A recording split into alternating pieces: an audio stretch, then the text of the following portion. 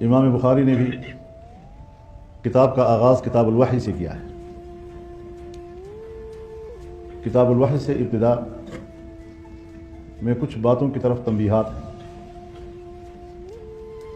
سب سے پہلے تو وہ یہ بتانا چاہتے ہیں کہ تشکیل حیات انسانی کا دار و مدار وحی پر ہے، اور ہر چند کے انسان تمام حیوانات کے مقابلے میں ممتاز ہے اس حوالے سے کہ اللہ نے اس کو عقل کی نعمت سے نوازا ہے، اور عقل سے بڑھ کر کوئی نعمت نہیں ہے، لیکن ہر چند کی عظیم الشان نعمت ہے، تب وہ رہنمائی کے لیے کافی نہیں ہے۔ تو عقل کو بھی وحی کی روشنی چاہیے۔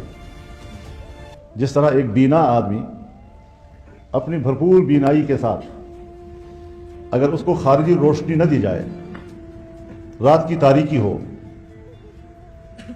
بجلی بند ہو جائے، کوئی روشنی کا انتظام نہ ہو، تو بینائی کی پوری قوت کے باوجود بھی انسان کو کچھ نظر نہیں آتا، اور یہ خطرہ ہوتا ہے کہ وہ اگر چلے تو بھٹک جائے۔ تو اسی طریقے سے ہر چند کے عقل بہت بڑی طاقت بھی ہے، لیکن وہ خارجی اثرات سے متاثر ہوتی ہے۔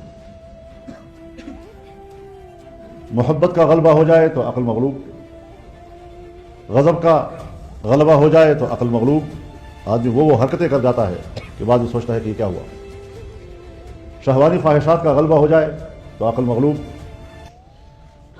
تو چونکہ عقل میں خطا و انحراف کا امکان موجود ہوتا ہے، تو اللہ تعالیٰ نے ہمیں وحی کی رہنمائی سے نوازا جس میں خطا و انحراف کا کوئی امکان موجود نہیں۔